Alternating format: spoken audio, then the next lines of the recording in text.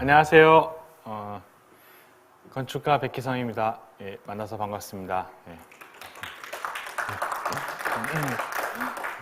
이런 세종건축문화재에서 이렇게 저같이 이렇게 어린 건축가에게 이런 발표할 기회를 주셔서 너무 감사드리고요. 이렇게 얼마큼 많이 열려 있으신지도 많이 느끼게 됐습니다. 그리고 제가 사실 여기에 계신 분들께 제가 뭐 이렇게 엄청나게 대단한 걸 막 말씀드릴 수는 없을 것 같고요.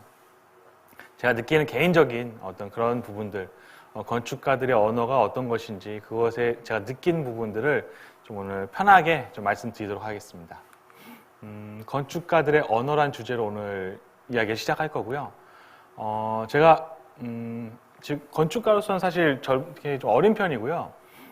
하지만 이제 여러 가지 경험을 해오면서 좀 운이 좋게도 소위 말하는 그 해외에서 대가분들이라고 일컬어지는 건축가분들하고 대담을 할 기회가 좀 많이 있었어요. 그리고 일부는 그런 사무소에서 일도 해보게 됐고, 그러면서 제가 자연스럽게 그분들에게 물어봤었던 게 있었거든요. 건축이 무엇이냐라는 질문이었는데요. 어떻게 보면 좀 진부한 주제일 수도 있긴 한데, 또 어떻게 보면 쉽게 대답하기 어려운 주제일 수도 있는데, 이분들의 공통점은 0.1초의 주저함도 없이 바로 얘기를 해주시더라고요. 먼저 이제 프리츠커상을 받으셨던 장르벨 건축가분께도 한번 여쭤봤었는데, 그분은 제가 이 회사에서 일을 했었기 때문에 또 더 많이 이런 얘기를 할 수 있었고요. 그 건축이 무엇이냐에 대한 질문에 대한 답으로 이분은 직관이라고 이야기를 했습니다. 건축이 직관이다. 진짜 건물에서 그 직관이 보이는지 한번 볼까요?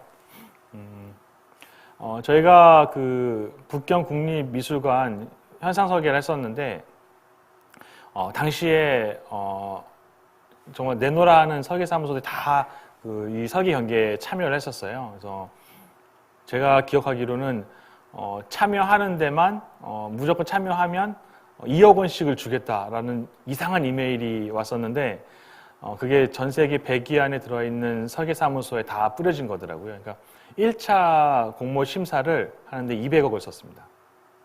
전체 공사 규모는 한 1조 5천억 정도 되는 규모였고요. 근데 이 프로젝트를 할 때 장르벨이 저희한테 요청한 게 있었어요. 뭐냐면 중국에 대해서 알 수 있는 모든 것들을 가져와라. 그래서 저희가 중국에 관련된 모든 정보들을, 모든 정보는 아니겠지만 필요한 정보를 다 붙여놨어요. 다 붙여놨는데 그 중에 저 가운데 저 한일자 보이시죠? 저 한일자에 꽂히시더라고요. 그래서 저 한일자가 건물로 보이신데요. 그래서 그 당시에 저희는 속으로 약간 이제 웃었습니다. 왜냐하면 저거 조금만 아는 사람들이라면 저거 아이들이 배우는 숫자 1이죠. 한일자죠. 저 일자가 건물로 보인대요. 그래서 근데 저희는 그 건물을 진짜 한일자로 건물을 만들었습니다. 이렇게 건물 디자인했고요.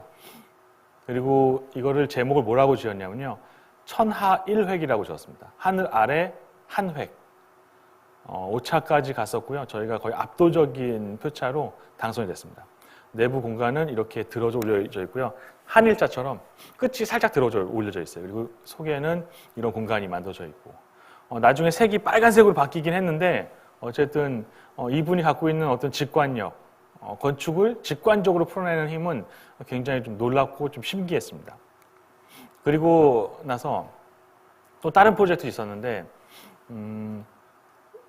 여러 가지 그 사무소에서 여러 가지 제안들을 모형으로 제안을 해요. 근데 5개 제안을 해야 되는데 4개까지 제안이 너무 잘 되어 있었는데 마지막 5번째 제안이 안 만들어지더라고요. 그래서 너무 어려워서 저희 팀원들끼리 어떻게 했냐면 그냥 남은 모형 그 부스러기들을 갖다가 모아서 대충 쌓아놓고 놔뒀는데 건물 같지가 않고 좀 이상하더라고요. 그래서 그걸 좀 감추려고 고민하고 있다가 우리 인턴생이 망고를 먹고 껍데기를 벗겨놨는데 껍데기가 반쪽 잘려져 있는 게 꼭 돔처럼 보이더라고요. 그래서 거기다 하얀색 스프레이를 칠한 다음에 저희가 그냥 거기다 올려놨습니다. 그리고 나서 5번째를 만들었는데요. 장르벨 선생님께서 5번째 걸 선택하셨어요. 그래서 되게 당황스러워가지고 막 1번부터 4번까지가 맞다고 설명을 했었는데 그때 무슨 얘기 했었냐면 1번부터 4번까지의 대안이 아름다워 보이는 건 우리가 어디서 익숙하게 보거나 혹은 너무 익숙하기 때문에 아름다워 보이는 거래요. 5번째가 못생겨 보이는 건 세상에서 한 번도 보지 못한 형태이기 때문에 이상해 보이는 거래요. 그래서 거기다가 막 칼집으로 구멍을 뚫으시더라고요. 그러더니 스탠드에다가 불 켜서 빛을 비춰보니까 좀 느낌이 있었어요. 그러더니 이러시더라고요. 만약 이 못생긴 형태의 건축물을 우리가 아름답게 만들 수 있다면 세상에 존재하는 첫 번째 아름다운 형태의 건축물이 만들어진다. 그래서 저희가 그걸 가지고 거의 12개월에 걸쳐가지고 프로젝트를 디벨롭 시켰고 이런 걸 만들었습니다.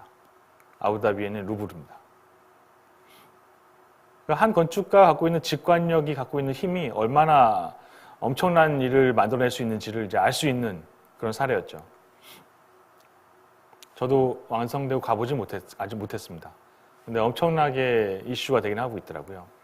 그리고 그리고 나서 저는 거기 회사 그만두고 제 회사를 또 차렸고, 그러다가 이제, RCR 건축사무소의 캐런 피젬이라는 분을 한국에 오셨을 때, 제가 운이 좋게도 이분이랑 같이 대담을 할 수 있었어요. 그래서 같이 연단에 서서 프로젝트를 설명하고 같이 토론할 기회가 있었는데, 이분도 프리츠커상을 받으신 분들입니다. 그래서 이분한테 제가 여쭤봤어요. 선생님 생각했을 때 건축이 뭐라고 생각하세요? 그랬더니 이분은 저한테 그러더라고요. One material. 한 가지 재료. 이게 무슨 말입니까? 물어봤더니 이분은 그러시더라고요. 자기들은 한 가지 재료를 통해서 물성을 만들어내는데 여러 가지 물성을 변화시키지만 결국 재료는 하나를 쓴대요. 그래서 사례가 이런 게 있습니다. 외관도 철로 쓰는데요. 내부도 철입니다. 다양한 금속의 뭐 부식 방식이라든지 텍스처를 바꾼다든지 코팅을 한다든지 하는 식으로 해서 재료를 다양하게 쓰지만 실제로는 한 가지 재료입니다. 그래서 한 가지 재료로 건축을 완성하는 것. 이게 그분한테는 건축이었고요. 굉장히 흥미로웠습니다. 그리고 이분은 누군지 아시는 분도 계실 거예요. 저는 안타깝게도 자하디드를 만나지는 못했습니다. 자하디드 선생님께 돌아가시고 나서 패트릭 슈마허가 이제 자하디드 사무소의 파트너십이었고 지금 수장이 됐습니다. 패트릭 슈마허가 한국에 왔을 때 좀 운이 좋게도 제가 대담자였어요. 그래서 저랑 토론을 했었는데 제가 첫 질문이 그거였습니다. 건축이 당신에게 무엇입니까? 이분은 뭐라고 얘기하시냐면요. 저는 이런 얘기 못할 것 같은데 캐피탈리즘이라고 했습니다. 자본주의. 좀 더 구체적인 설명을 부탁드렸고 이게 나중에 신문 기사로도 나가긴 했는데요. 소수의 권력자, 소수의 자본가가 엄청나게 아름답고 멋있는 건물을 지어냅니다. 그러면 그 다음에 일반 대중들이 그걸 향유하게 됩니다. 결국엔 일반 대중이 우선이 아니라 자본가들의 결정권, 그들의 해안이 훨씬 더 중요합니다. 사실 이게 공공건축을 지향하는 제 입장에서는 굉장히 위험한 발언일 수도 있고 무서운 발언일 수도 있는데 이분은 굉장히 편안하게 대답하시더라고요. 실제로 이분들의 건축물들은 보면 이런 식이죠. 비용으로서 상상하기 어려울 정도로 어마어마하게 비용이 들어가는데 결국 이런 건축물들을 짓게 해주는 건 자본가들의 혁신, 그들의 해안이다 라고 정의를 내리시더라고요. 그리고 그들의 건축도 마찬가지로 똑같은 건축이 무엇이냐라는 그 개념 하에 완성되어지고 있었습니다. 많은 분들이 자하디드 사무소 해체주의 건축이다 못 알아듣는데요. 프랭크 게리라는 건축가도 매스컴에서 제가 만나보지 못했지만 매스컴에서 자기는 해체 건축가가 아니라고 얘기를 하거든요. 이게 무슨 말이냐면요. 제가 이 질문을 왜 했냐면 건축가들 대부분이 자기가 어떤 건축을 한다라고 얘기를 잘 안 합니다. 그리고 이거는 건축가들 사이에서만 사실 속 얘기를 할 수 있는 거고요. 대외적으로 얘기하지 않고 평론가분들이 대부분 이 건축은 어떤 스타일이다, 해체주의다, 뭐다 얘기하시는데 실제로 그 건축을 담당하는 실제 책임자들은 그런 생각을 하고 있지 않다라는 게 조금 되게 흥미롭죠. 그리고 이 건축가는 프랑클란 아찌라는 제가 알고 있는 건축가인데 프랑스에서 되게 유명한 건축가입니다. 뭐 한국에서 잘 알려져 있지는 않지만 왜 이 건축가를 데려왔냐면 이 건축가한테 건축이 뭐냐라고 물어봤을 때 재밌는 얘기를 했어요. 노 컨셉이라고 했거든요. 개념이 없는 게 건축이다. 개념의 굴레 안에 우리가 너무 많은 건축의 가능성을 잃었다. 그래서 사실 개념이 없는 건축이기 때문에 사실 다양한 걸 할 수 있지만 한편으로는 정확한 기준이 없어서 좀 약간 저는 혼란스럽긴 해요. 그리고 저는 이 회사에서 일할 기회가 예전에 있어서 그 회사에서 이런 건물을 지었었는데 이 건물은 기능을 대부분 예측을 못 하세요. 한국으로 따지면 그냥 공동주택입니다. 조금 더 쉽게 하면 청년주택 정도 되는 건물이에요. 좀 특이하죠? 컨셉을 갖고 있지 않고 설계를 하다 보니까 기능에 대한 어떤 편견도 없고 굉장히 자유롭습니다. 동시에 이 사무소에서 하는 작품들은 일관된 걸 찾기가 좀 어렵다라는 단점이 좀 있죠. 그리고 시영 바게타라는 이제 필립 시영 바게타라는 이제 프랑스 건축가인데 이 건축가가 지금 프랑스의 굉장히 핫한 건축가 중에 한 사람이에요. 뭐 한국에서 잘 알려지지 않지만 저한테 개인적으로 굉장히 친분이 있고 이 건축가의 사무소에서도 일할 기회가 있어서 가지고 한번 물어봤었는데 파트너십으로 일할 때 이분이 이런 얘기를 하시더라고요. 메타볼릭 비전, 어떤 신진대사. 그래서 이 회사의 건축물들은 대부분 이런 식입니다. 사람들이 어떻게 흘러다니고 어떤 식으로 유동인구가 만들어지고 어떤 식으로 사람들을 끌어당길 건지 유입할 건지 혹은 사람들을 한쪽으로 밀어낼 건지 이런 고민을 엄청 많이 해요. 그러다 보니까 앞에 저런 공간들을 만들어서 외부의 사람들이 봤을 때 내부에서 어떤 일이 일어나고 있구나. 나도 들어가서 뭔가를 해봐야겠다라는 어떤 저런 이제 그 유동인구를 어떻게 디자인할지 그런 걸 고민하는 회사였습니다. 그래서 메타볼릭 비전이라는 얘기를 했었고요. 그리고 이렇게 건축가들에게 이런 질문을 하다 보니까 자연스럽게 따라온 질문이 역으로 오는 질문이 또 있었어요. 뭐냐면 저는 이제 프랑스 유학을 했었는데 왜 한국에서 프랑스를 왔는지 그리고 왜 한국은 어떤 건축을 하고 있는지 이 얘기가 사실 요즘엔 좀 화두가 될 수 있다고 생각이 들어요. 왜냐하면 K-팝도 요즘에 이슈고 또 뭐죠? 뭐 오징어 게임, 뭐 K-무비, K-드라마 이런 것들도 엄청나게 핫하잖아요. 근데 이런 상황에서 사람들이 더 많이 물어볼 거라는 생각이 들었습니다. 한국성이라는 무엇인가?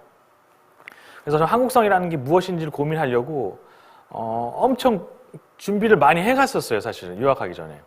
그래서 저는 전통 건축을 전공을 했었어가지고 그래서 아마 건축하시는 분들이나 일반 분들도 아실 만한 여러 가지 한국적인 내용들을 자료를 많이 준비해 갔어요. 왜냐하면 한국적인 게 무엇이냐, 한국이 무엇이냐라고 물어봤을 때 대답을 해주려고요.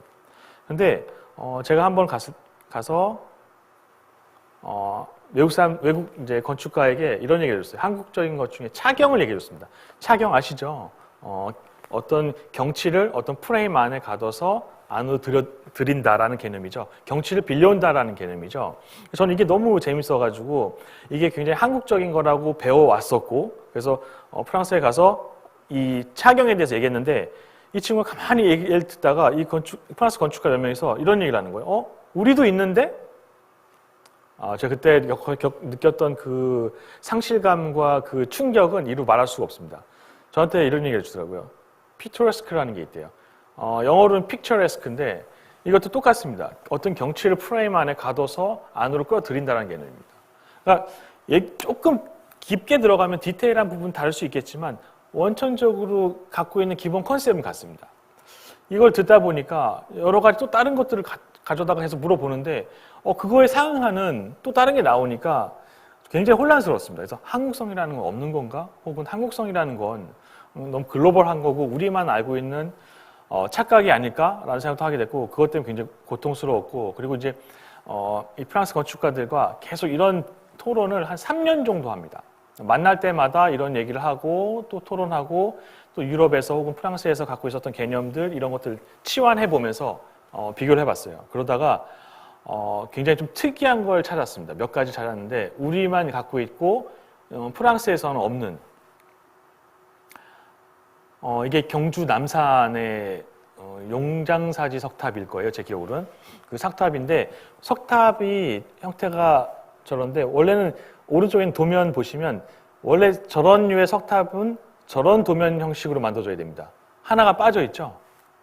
하대 기단이 없습니다. 하대 기단이 없는데 어디 있을까요?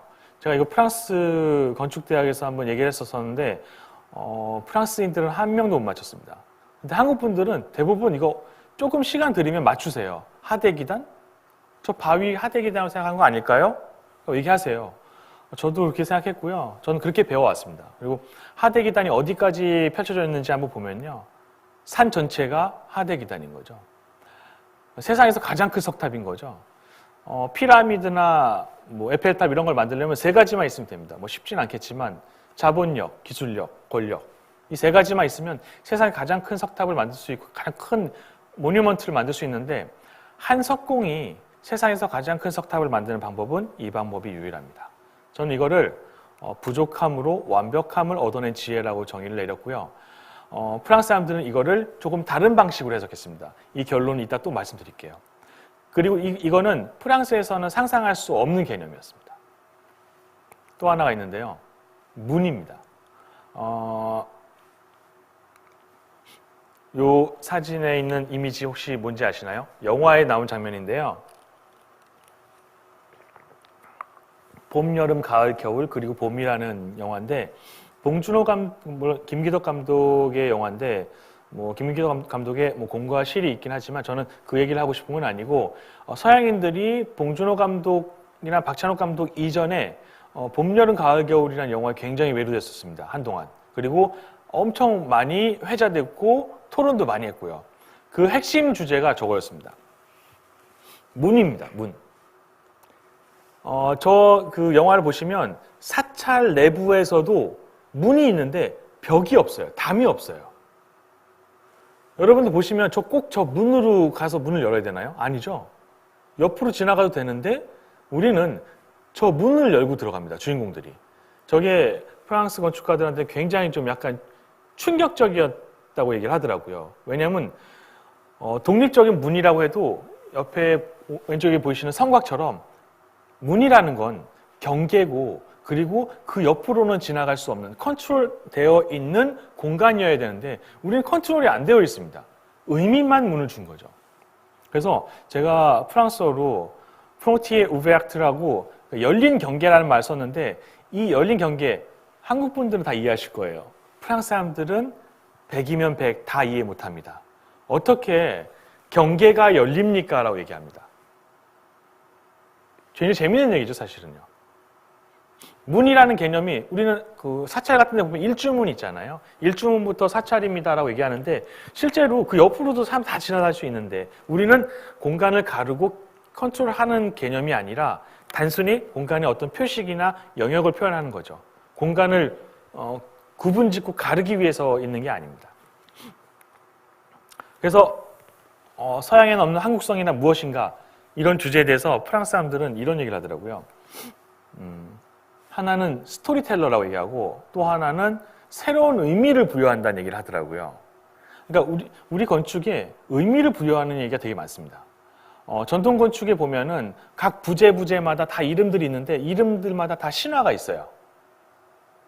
그리고 왜 스토리텔러라고 얘기했냐면 프랑스에서 건축가들이 오면 저는 제일 먼저 보여주는 게 뭐냐면 서울을 탐방을 시켜주는데 서울 탐방하고 지방 탐방하면서 이 친구들이 하는 얘기가 있습니다.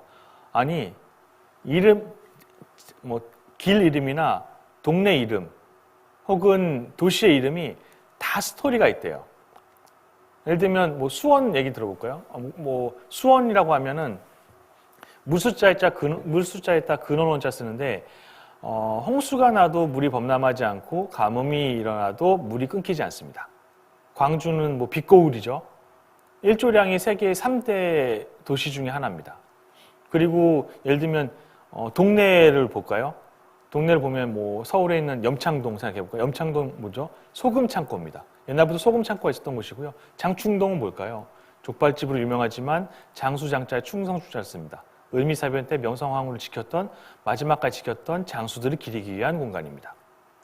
모든 동네 이름에는 스토리가 있습니다. 근데 프랑스의 동네는요. 동네 이름이 아니라 길 이름으로 얘기를 합니다. 우리 동네는 어느 동네 사십니까? 라고 그러면 길 이름이 얘기하는데 길 이름이 보면 나폴레옹, 덩케르크 그냥 이게 뭘까요?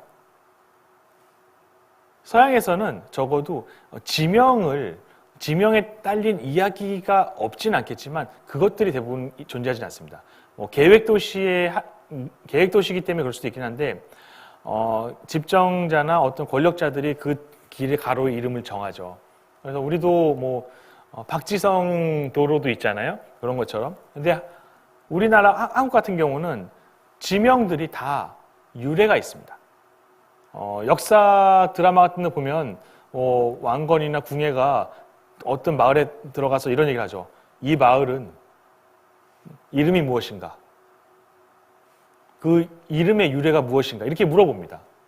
다시 말해서 한국의 지방 지역 혹은 그 도시에 담겨져 있는 이름에는 다 스토리가 있습니다. 마치 아주 스토리가 없으면 안 될 정도로 그럴 정도로 스토리가 없는 도시가 없습니다. 거의 없습니다. 그래서 많은 사람들이 스토리텔링의 나라라고 얘기도 많이 하더라고요. 그래서 한국성이 무엇이냐라는 얘기를 했을 때 어떤 추상적인 어떤 개념으로 어떤 실체를 만들어내는 새로운 의미를 부여하는 방식. 또 하나는 스토리텔링. 그래서 한국 드라마나 영화들이 해외에서는 볼 수 없는 스토리로 이해되는 게 어찌 보면 너무 당연한 게 아닌가. 이게 우리의 DNA가 아닐까 생각을 해봅니다. 그리고 이제 저도 건축가이다 보니까 건축가 대가들을 만나서 계속해서 이런 질문을 하고 스스로 나의 건축은 무엇일까라는 고민을 계속하게 됩니다. 그러다가 저희는 어떤 정의를 하나 내렸는데 대부분 대가들이 건축을 이야기하는 단어들이 아주 명쾌하고 아주 단순했어요. 그래서 저희도 그런 방식으로 건축을 해보고 싶어서 저희는 이런 식으로 생각을 해봤습니다. 제가 프랑스에서 건축을 얘기할 때마다 프랑스 건축가들이 저희한테 했던 얘기가 한국 건축가들은 굉장히 추상적인 단어를 잘 씁니다.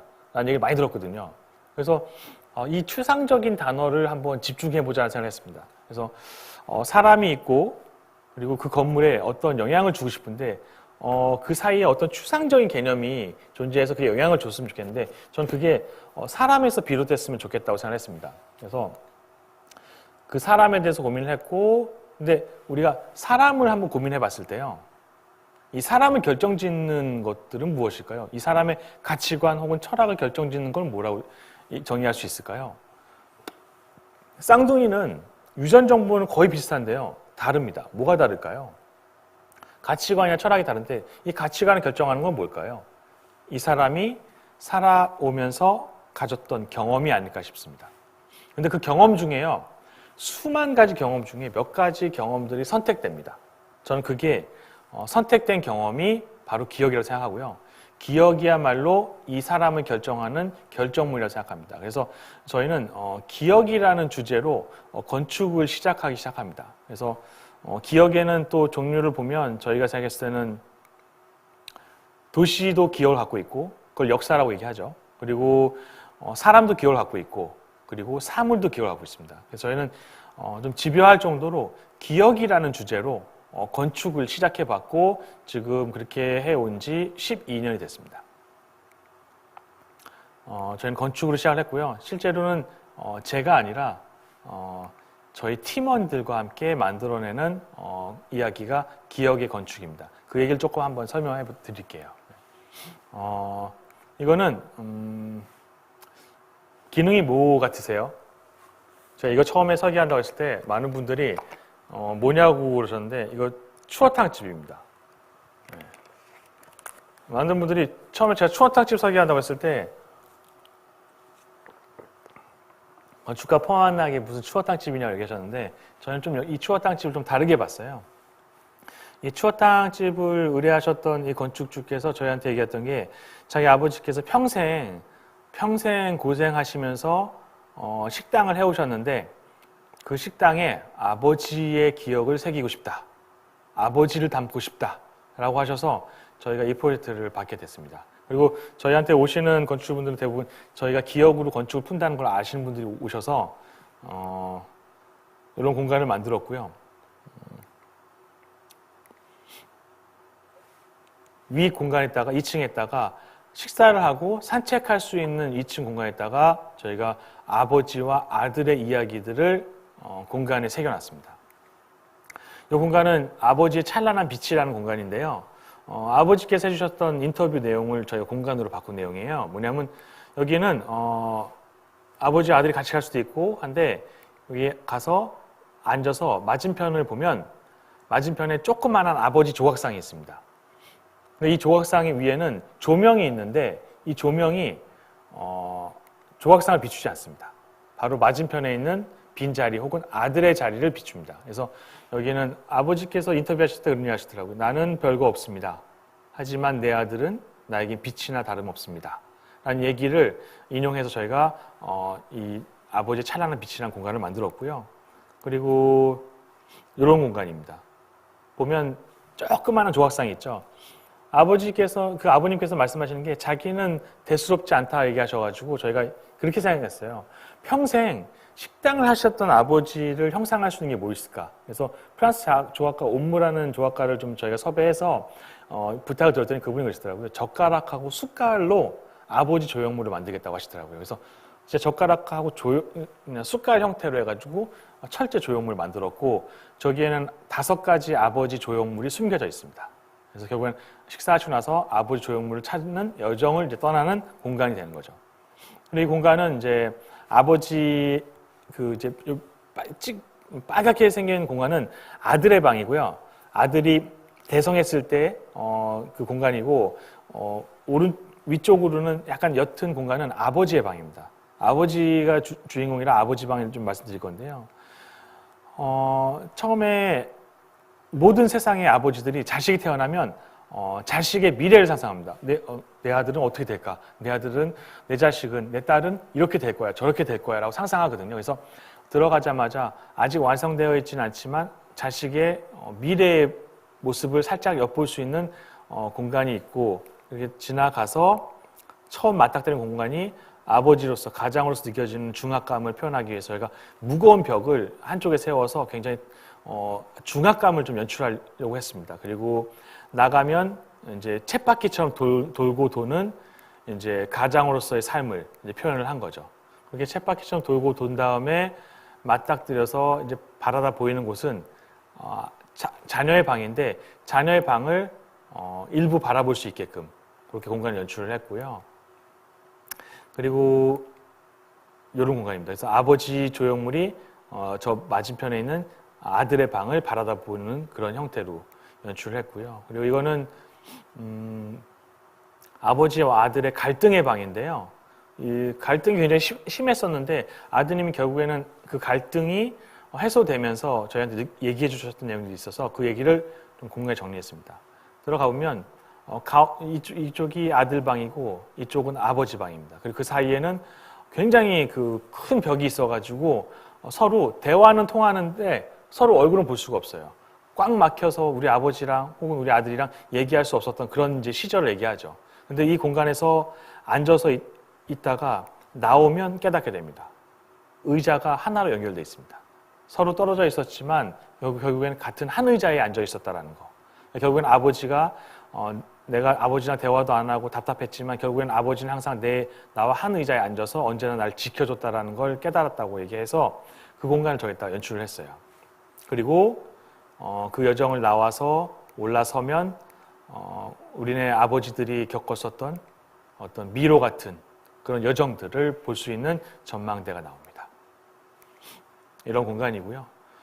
이 안에는 그런 작품에 대한 이런 설명들이 있고 식사를 하러 오셨다가 올라와서 아버지 혹은 아들의 입장으로서 부모에 대한 생각을 해볼 수 있는 식당이 되었습니다.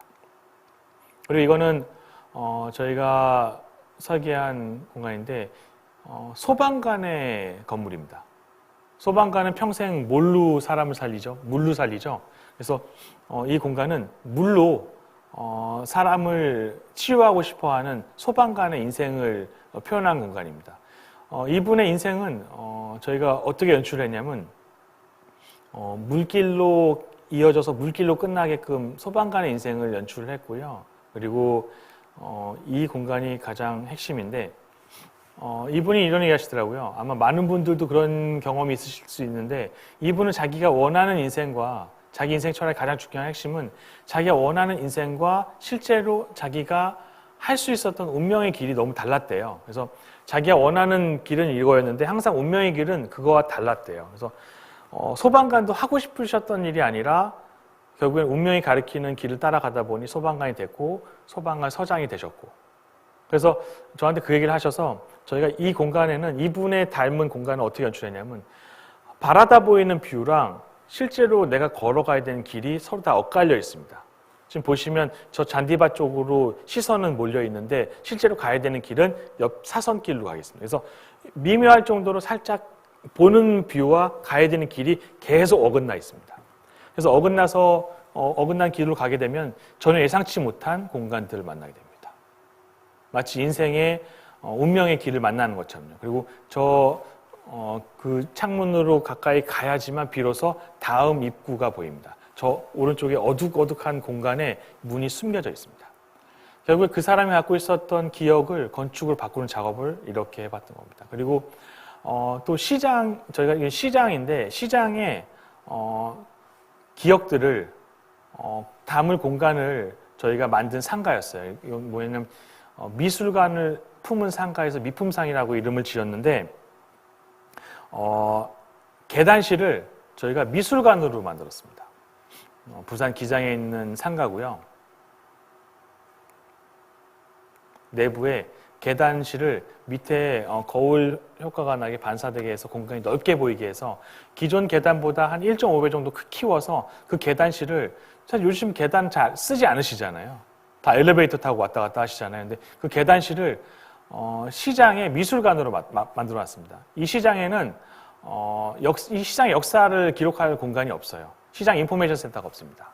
그래서 그런 것들을 전시하는 공간을 만들었고, 재미있는 건 시장 상인들도 점심 식사하시고 이 공간을 들르세요. 그리고 일반 분들도 들으시고, 시장 상인분들은 평생 살면서 미술관을 가본 적이 없었는데 시장에 미술관이 생겼다고 너무 좋아하세요. 그래서 미술관을 품은 상가, 그래서 시장의 역사를, 시장의 기억을 담은 공간을 설계했었던 거고요. 그리고 이거는 아주 작은 안경점인데 이런 안경점을 갖고 계신 분이셨어요. 그래서 저희가 이분에게 물어봤어요. 사실 저희가 기억이 좋은 것만 있는 건 아닙니다. 나쁜 기억도 있잖아요. 예를 들면 트라우마 같은 것도 있죠. 이 안경점을 저희한테 의뢰하셨던 분은 트라우마 같은 게 있으셨어요. 안경점을 폐점하기 직전이었습니다. 폐점하기 전에 자기를 위해서 진짜 제대로 된 안경점을 한번 만들어주고 싶어서 저희한테 의뢰를 오신 거예요. 그래서 어떤 안 좋은 기억이 있냐고 물어봤더니 이 안경점에서 자기가 손님들이 오시면 너무 정신이 없어서 뭐 여기 좋은 안경이나 있겠습니까? 이런 하대를 하시던데요. 막 핀잔도 주고 비싸다고 뭐라고 하기도 하고. 근데 이번은 안경이 예술작품처럼 귀하다고 생각한대요. 그리고 안경을 고치는 안경사의 작업이 굉장히 자기는 되게 소중하고 숭고하대요. 사실 저희 그 얘기 들었을 때 약간 사실 비웃었습니다. 속으로는. 되게 창피한 일인데 뭐 안경 고치는 게 뭐 대단한 일이라고 생각했었는데 이분이 안경 고치시는 작업을 보니까 약간 소름이 돋더라고요. 그때 깨달았습니다. 직업에 귀천이 없다라는 말이 이런 말이구나. 자기 직업에 정말 혼을 다 불살라서 최선을 다해서 하는 모습은 짜릿하고 멋있구나, 아름답구나. 이걸 깨달았어요. 근데 그거를 저 안에 구석탱이에서 몰래 하고 계시는 거예요. 그래서 저희가 이분이 생각하는 불편했었던 기억을 바꾸려고 안경을 정말 예술품을 생각하신다고 하니까 저희가 이렇게 바꿨습니다. 대부분의 안경을 다 숨겨놨고요.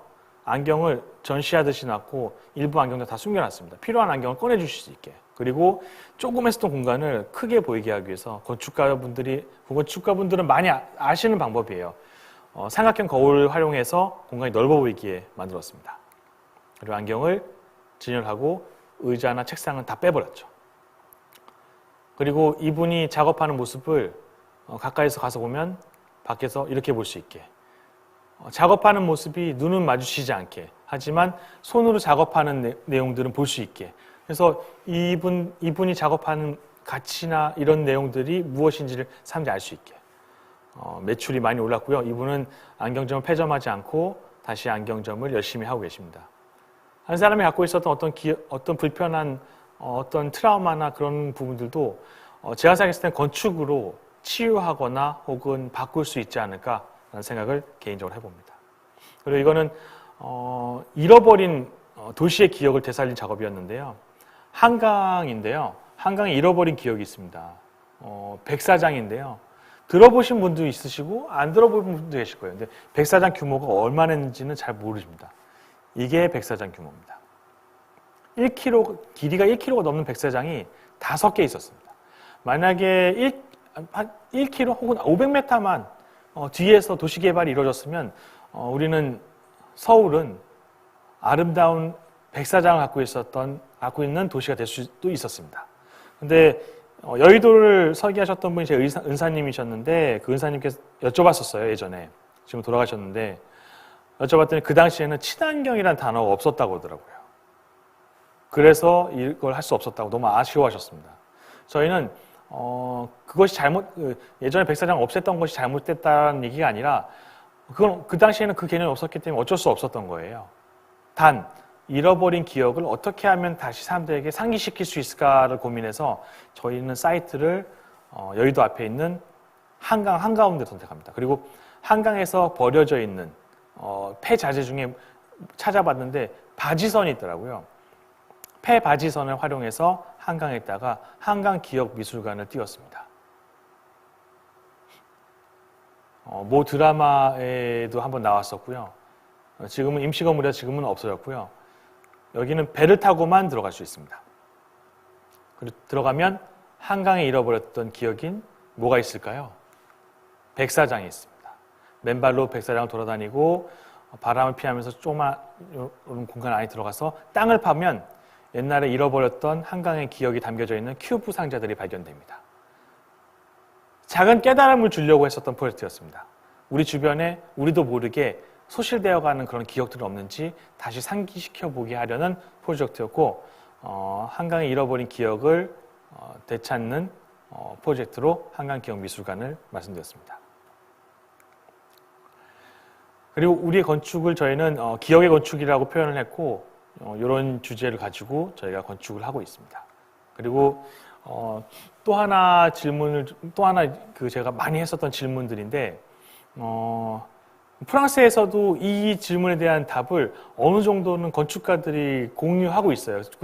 한국에서도 저희가 만진 건축가분들도 이 부분에 대해서는 어느 정도 공감해 주시는 분이 많으세요. 뭐 아니신 분도 계시겠지만 대가들 스타 건축가도 엄청 많은데 이 대가들 다음 세대 스타 건축가는 도대체 어디에 있는가? 저를 말하는 건 절대 아니고요.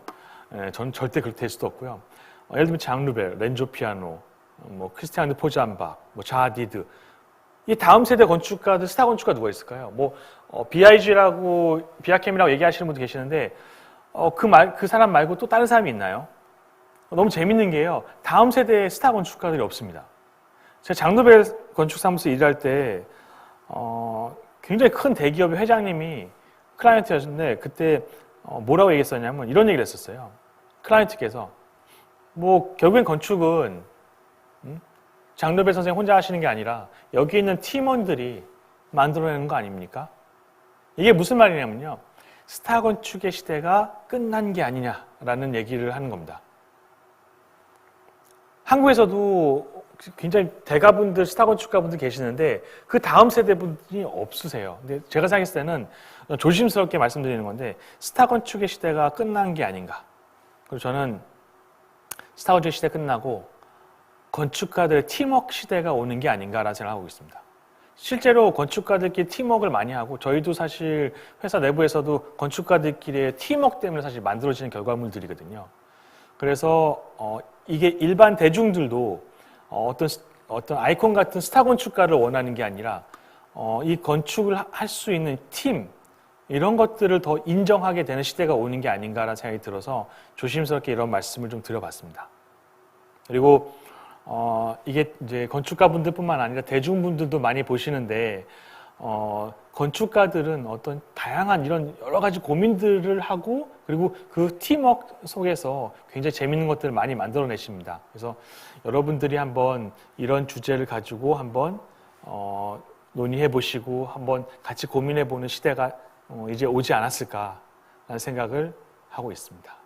네. 그리고 저희 회사는 이 팀원분들이 사실 건축을 만들어낸 겁니다. 그래서 저는 백희성 건축가라는 단어보다는 우리라는 단어를 종종 많이 쓰려고 하고 있습니다. 왜냐하면 이분들이 기억이라는 주제로 건축을 푸는 데 있어서 정말 다양한 이슈들을 던져주세요. 그리고 그 와중에서 토론을 통해서 결과물을 도출하고, 그리고 제가 장노벨 회사에 일했을 때도 똑같았습니다. 거기서도 정말 장노벨 선생님 물론 직관이 있었죠. 직관이 있으시고 엄청난 직관을 가지고 저희한테 큰 이슈를 던져주시고, 그리고 그걸 풀어내는 것들은 거기에 있었던 건축가들이었어요. 그리고 그들 간의 어떤 팀워크를 통해서 만들어냈었던 결과물들이 결국에는 이제 세상에 나오게 됐고, 그래서 건축가에게 의뢰한다고 생각하시는 것보다는 이 건축가를 대표하는 건축가 뒤에는 더 많은 건축가들이 팀워크로 구성되어 있다는 것들을 한번 알아주시면 어떨까라는 생각을 하고 있습니다. 네. 제가 준비한 내용은 여기까지인데, 혹시 질문이 있으시면 질문은 좀 받아볼 수 있을까 좀 한번 생각이 듭니다. 네. 질문이 없으시면 또 다른 얘기를 조금 더 하도록 하겠습니다. 혹시 질문이 있으시면 알려주시면.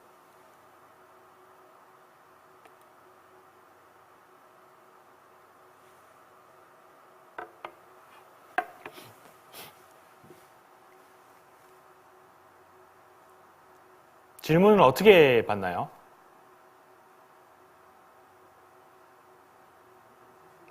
실시간으로 오시나요? 아니면 실시간 없으면은, 알겠습니다. 그러면 제가 한 20분 남은 건가요? 예. 제가 너무 빨리 끝냈나요? 네. 제가 이제 좀 간단한 좀 다른 얘기를 좀 하나 하고 싶은데, 요거는 이제 제 강연 주제가 좀 다른 얘기인데, 세종 건축 문화재를 하는 요 관련돼서 저는 너무 좋다고 생각이 듭니다. 그리고 너무 좋고, 이런 문화재가 좀 많았으면 좋겠어요, 사실은요. 왜냐하면 프랑스 같은 경우는 포트 우베르트라고 해가지고 열린 문이라고 해가지고 사무실을 다 오픈하고 건축 관련된 학교들을 다 오픈하는 그런 세레모니를 하거든요. 그게 제가 알기로는 4월쯤인 걸로 알고 있는데, 정확히 좀 근데 그쯤인 걸로 알고 있는데 너무 재밌어요. 일반인 분들이 어떤 설계사무소든 들어갈 수 있습니다. 문이 열려 있고요. 어떤 건축학교든 들어갈 수 있고요. 대중들에게 건축이 무엇인지를 알려주는 게 정말 중요하다고 생각하거든요. 프랑스에 이런 일이 있었어요. 제가 학교 다닐 때 들었던 얘기인데, 문화부 장관이, 제가 실명을 얘기하면 약간 디스가 될 수 있어서, 예전 문화부 장관께서, 각 학과별로, 문화정책 자금을 받는 학과별로 졸업생들의 추이를 파악하라라는 지시를 내린 거예요. 근데 건축가 학생들의 졸업 추이를 보니까 100명이 졸업하면 5년 안에 남아있는 건축을 계속하는 이제 건축가가 된 사람들이 몇 프로로 나왔냐면요. 예상해보시면 몇 프로 정도 되실 것 같으세요? 그 당시에 5%였습니다. 95명이 건축을 안 하는 거예요. 관련 직종도 아니고 뭐 전과나 편입 아예 다른 분야를 하고 있는 거예요. 그래서 이거는 너무 최악이다. 그래서 문화정책 기금을 절반으로 줄여요. 그런데 이제 프랑스 건축대학에 이제 학장님들이 모이셔서 그 학장님들 대표 한 분이 가셔가지고 문화부 장관이랑 독대를 했대요. 독대를 하고 독대가 끝난 다음에 어떤 결과가 나왔냐면 문화정책 자금이 3배가 됐습니다. 절반 잘렸던 게 다시 3배가 됐어요. 무슨 얘기를 했을까요? 이분이 가셔가지고 문화부 장관한테 그런 얘기를 했대요. 저도 얘기를 전해 들은 거니까. 당신은 앞으로의 파리를 말살한 장관으로 기록될 겁니다. 무슨 소리냐? 당신은 5%의 건축가만을 본 겁니다. 95%의 건축을 이해하는 일반인을 양성하는 건축 교육을 무시한 겁니다. 시간이 지나고 지나서 그 95명이 늘고 늘면 결국에 파리가 왜 이렇게 아름다워야 되는지, 파리의 건축 문화가 왜 이렇게 의미가 있는지를 설명해 줄 사람이 없어질 겁니다. 그때가 되면 자연스럽게 사람들은 문화재를 이해하지 못하고 반달리즘이 다시 돌아올 겁니다. 문화 파괴가 일어날 겁니다. 그 핵심에 당신이 있을 겁니다. 그 얘기를 듣고 장관이 너무너무 당황해서 상황을 다시 조정하고 그리고 나서 결국에는 그 정책 자금도 3배를 더 주는 걸로 합의를 봤다고 하더라고요.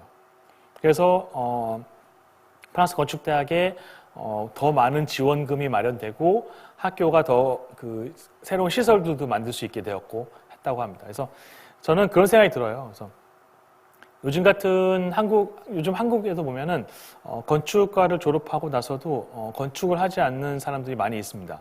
근데 저는 그것도 나쁘진 않다고 생각이 들어요.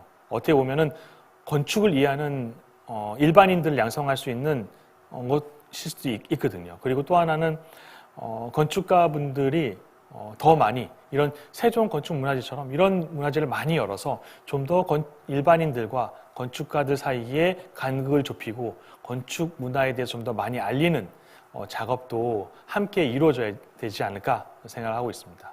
요 하나를 말씀드리고 싶었고요. 두 번째는 건의사항인데요. 이거는 저 여기 초대해 주신 건축가분이랑 한번 얘기했었던 내용인데 젊은 건축가들이 고충이 많아요.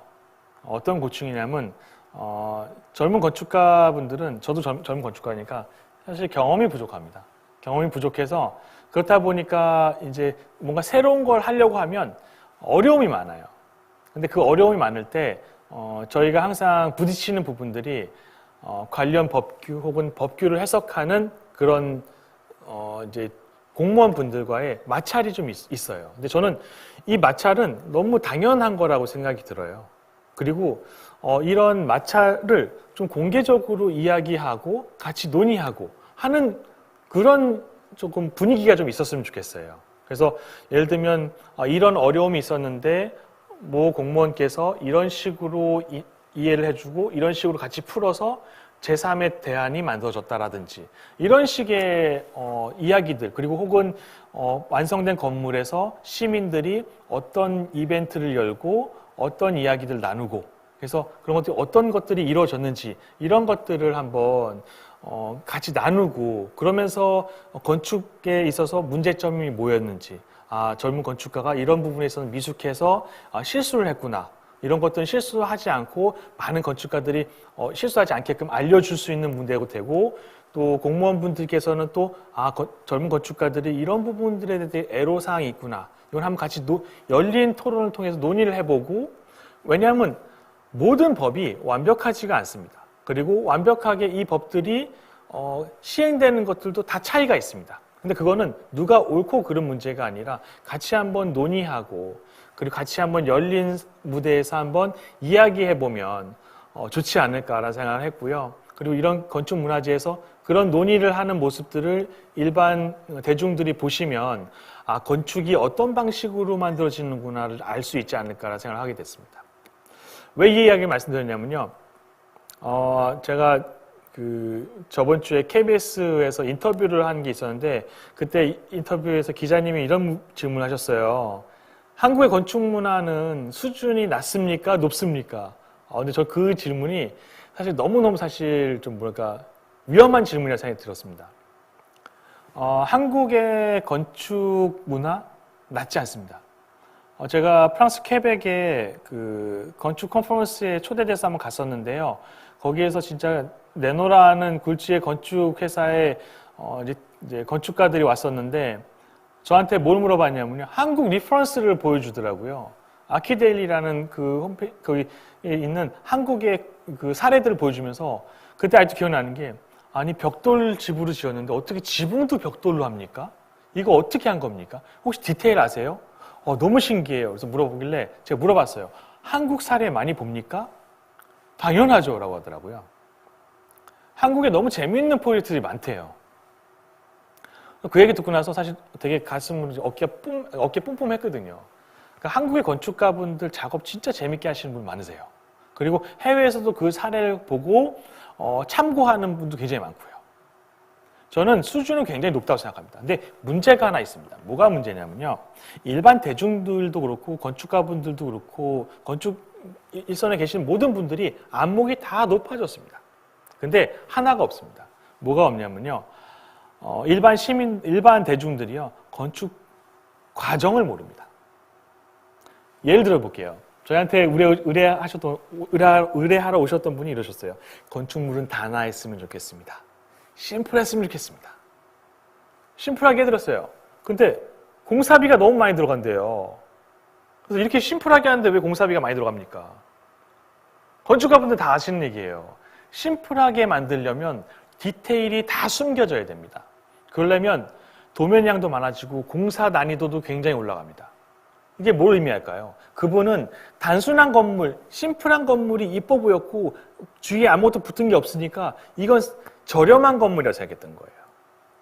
무슨 말이냐면 건축물의 가치나 품격, 퀄리티는 알지만 그게 어떤 방법으로 만들어지는지 프로세스는 모르는 겁니다.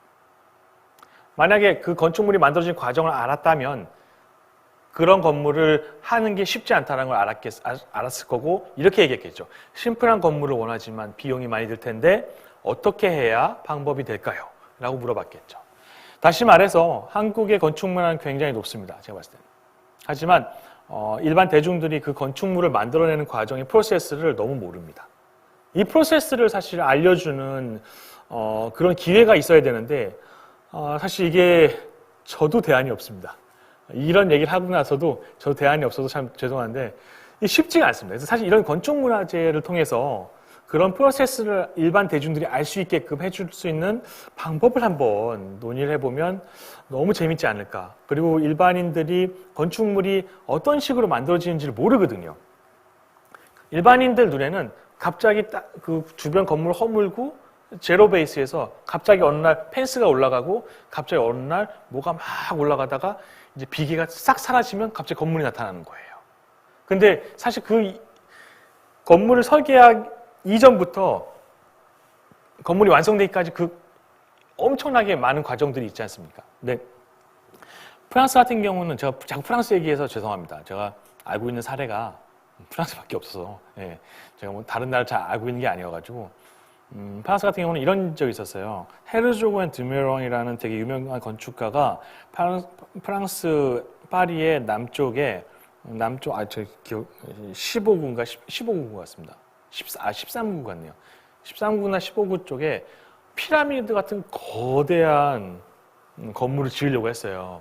근데 그거 지으려고 했을 때 저는 어떻게 생각했냐면 아우 저건 아닌 것 같은데 근데 뭐 저것도 새로운 시도니까 뭐 괜찮지 않을까 생각했는데 그리고 나서 제가 우리 집 개가 있었는데 개를 데리고 산책을 하는데요. 어떤 분이 저한테 뭐 찌라시를 주시는 거예요. 그래서 이게 뭡니까? 찌라시 들어봤는데 그 건물 그 조감도에 X 표시가 되어 있더라고요. 그리고 프랑스어로 이렇게 적혀있습니다. 파리를 지킵시다. 우리의 손으로. 너무 궁금해서 뭐 하시는 분인데 이런 걸 저한테 주세요? 건축하세요? 그러니까 아니래요. 뭐 하시는 분이세요? 자기 변호사래요. 아 이게 뭐지? 이거 의뢰받으신 거예요? 그러니까 아니래요. 자원봉사래요. 그래서 이거 모임이 있는데 어디 있습니까? 그랬더니 모임에 참석하고 싶으시면 잠시만 그러더니 또 쪽지를 또 주더라고요. 그래서 그 모임에 가봤어요. 모임 가는데 한 200여 분들이 모이셔 있더라고요. 근데 거기에 건축 관련된 일을 하신 분은 저밖에 없었습니다. 너무 재밌죠? 그 조감도가 딱 또 뜬 다음에 시민들이 자발적으로 모임이 형성된 거예요. 이건 아니다. 시민들이 그 건축물에 그런 것들이 세워지면 안 된다라는 의견을 모으고 그리고 그걸 주변 사람들한테 알려서 모임을 만든 거죠. 근데 이 사람들이 누굴 부르냐면요. 건축가들을 불러요. 불러서 컨퍼런스를 여는 거예요. 저런 건물들은 어떤 과정으로 입찰이 되고 어떤 과정의 승인이 거쳐져서 만들어진 건지를 물어보는 거예요. 과정을 물어보는 겁니다. 왜 그럴까요? 막기 위해서요. 결국에는 시민들이 막아냈습니다.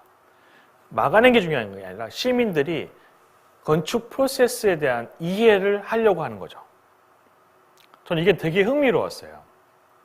그리고 결국에는 성공리의 그 포인트는 나가리가 됐고요. 이와 반대된 얘기도 하나 있습니다. 뭐냐면 IMP라는 건축가가 있는데 여러 건축가분들 아실 거예요. 프랑스의 이제 루브르 리노베이션을 맡았죠. 피라미드 있죠. 근데 그 피라미드 처음에 설계할 때 소문이 난 거예요. 피라미드 형태의 건축물이 세워진다라는 소문을 듣고 나서 시민들이 연합이 일어납니다. 그때 구름처럼 일어났다고 하더라고요. 그래서 시민들이 뭐였냐면 미친놈이다. 막아라. 이렇게 된 거예요. 그리고 장관도 어떻게든 막아보려고 했는데 안 됐어요. 시민들이 막 들고 일어나고 막 데모하고 절대 안 된다 되니까. 그때 IMPA가 뭐라고 했냐면요. 오케이, 4장소만 빌려주십시오. 광장 4개의 장소만 빌려주십시오. 4개 장소에다가 조감도를 걸겠습니다. 그리고 나서도 시민들이 오케이 하지 않으면 포에트 철회. 4개 광장에 포에트가 붙였고요. 시민들이 뭐라고 판단했을까요? 결론은 오케이가 됐죠. 우리가 생각한 그런 피라미드가 아니네? 굉장히 혁신적인데? 괜찮은데? 의견이 돌아선 거예요.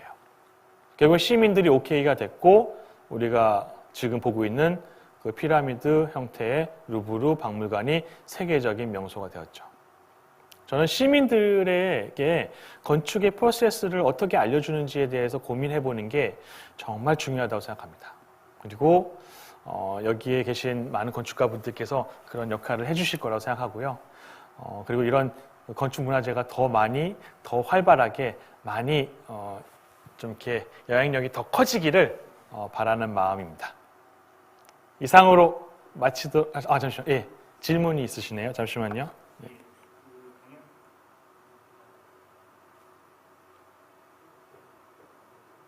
네네. 질문이 2개가 이제 왔는데요. 하나는 기억을 건축으로 표현하시는데 이용하는 특별한 절차나 방법이나 프로세스가 있으신가요? 라는 얘기를 해주는데요. 요거는 제가 이렇게 설명드릴게요. 저희는 조금 다른 방식으로 설계를 하는데요. 저희는 그 건축 클라이언트와 만나서 처음에 이야기를 할 때 펜을 들지 않습니다. 설계를 하지 않습니다. 한 달 동안은 대화만 합니다. 그래서 그냥 가시는 분도 계세요. 근데 대화를 통해서 그분이 갖고 있는 가치관이나 기억 이런 단서들을 계속 끌어모읍니다. 그리고 최대한 교감해서 그냥 제가 그분처럼 상상할 수 있게끔 계속해서 그 시간을 가져요. 그러고 나서 충분히 시간을 갖고 나서 하나하나 그려가기 시작하는데 단점은 빠른 도면을 받아보실 수 없어서 되게 조급해하시거나 답답해하세요. 장점은 그렇게 발효된 상태에서 설계가 들어가면 저희는 설계가 바뀌는 경우가 없습니다. 설계에서 수정을 해본 적이 거의 없습니다. 거의 거꾸로 간 적이 없고 거의 그 상태로 가기 때문에 후반 작업이 엄청 빨라집니다. 그래서 저는 교감하는 작업이 되게 중요해서 대화를 되게 많이 하고 그래서 사실 저희 회사의 이제 팀원분들에게는 커뮤니케이션 스킬을 되게 많이 교육하는 편이에요. 예를 들면 이제 이런 거죠. 백건축가 우리는 돈의 제한은 없으니 마음대로 멋있는 걸 만들어 보세요 라고 하면 저는 이런 생각이 듭니다. 제가 물어보지도 않았는데 왜 이분이 돈 얘기를 하실까요? 그럼 다시 여쭤봅니다. 그래도 회장님 혹시 비용을 적게 들여서 좋은 건물을 만들면 좋지 않을까요? 가성비 중요하지 않을까요? 하면 그분이 갑자기 입가에 주름이 확 올라오세요. 그러면 아닌 거죠. 이게 뭐냐면요. 심리학에서 이런 얘기를 합니다. 자기 방어 기제가 있는데 이건 누구나 다 갖고 있습니다. 자기가 가장 약한 건 강하게 표현하게 됩니다.